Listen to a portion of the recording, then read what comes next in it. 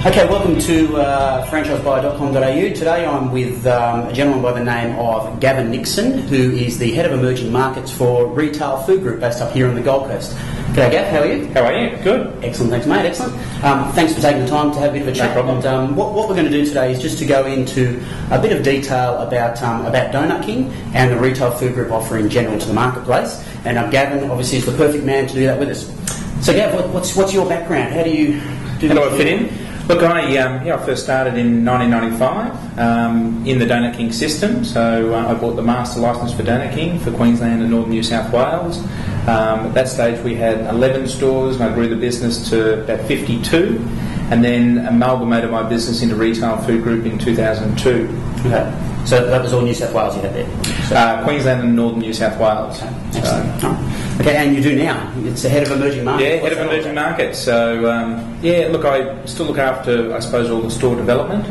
So we break it up into two areas, so static stores, so all the stores that we have out there in the marketplace, and then newly developed stores. So I look after that on a domestic basis. I also look after the international expansion for Donut King. Okay, all right. And what sort of markets are you into internationally at the moment? So, we've got Donut King into China. So we've got about 14 outlets into China, Saudi Arabia, Papua New Guinea. We just opened into New Zealand. Into New Zealand last year. Yeah. And soon to be more. Excellent. So, life is you've obviously had a long time as far as your involvement in Donut King. It goes back a fair way to 1995. How's life changed as a Donut King franchise owner? Let's say the last 5 years as an indication. Yeah, look, it's changed a lot.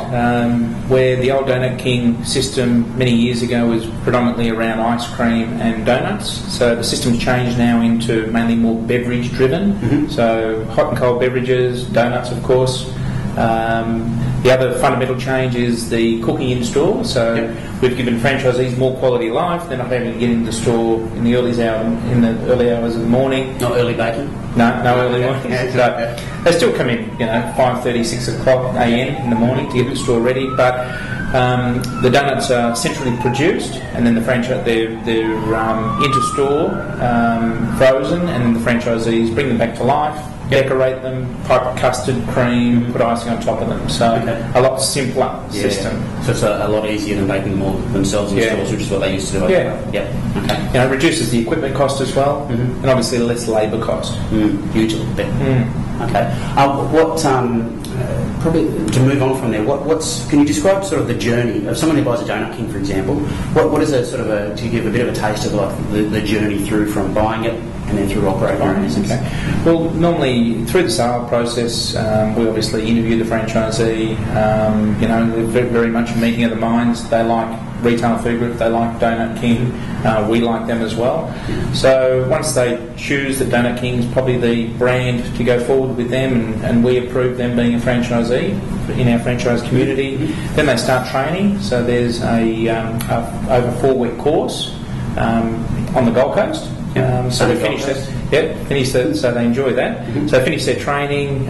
Whilst all that's happening, we're planning their store, designing it, building it. We've set aside people to help with or assist with their opening of the store. Then they finish training. Firstly, they might have a week or two prior to the store opening. Then they go into their store, and then we supply further people to assist them in their store opening. The opening of their store. So, we've heard the term turnkey. So very much a turnkey exercise. So they're in their store, in uniform, with staff, ready to go. Okay, and it's not as if you haven't done it a few times.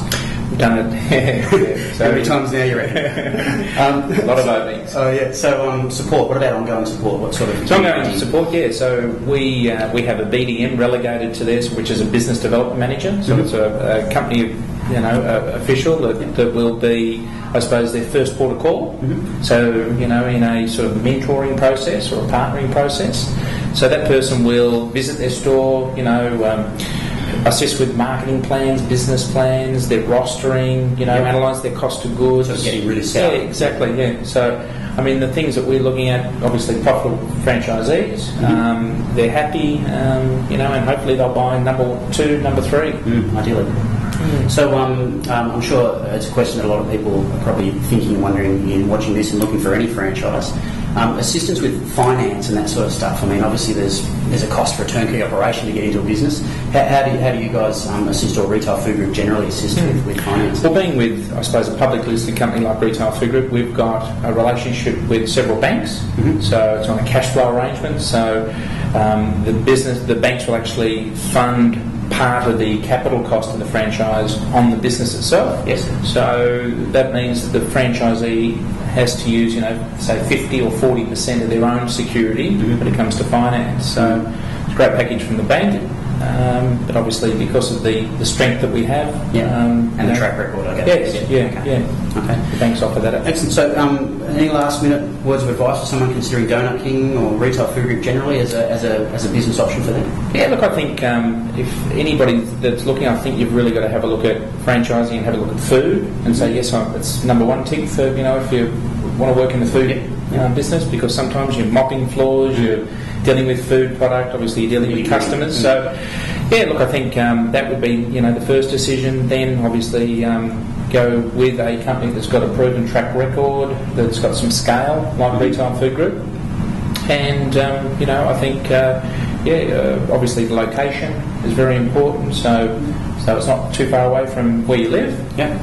And that you can actually see yourself operating in that brand, and you've got dealing with that customer that comes to that particular You actually brand. see yourself doing the work. Yeah, exactly. Yeah. So I think that'd be probably the processes that any franchisee should consider when they're looking at any type of brand. Okay.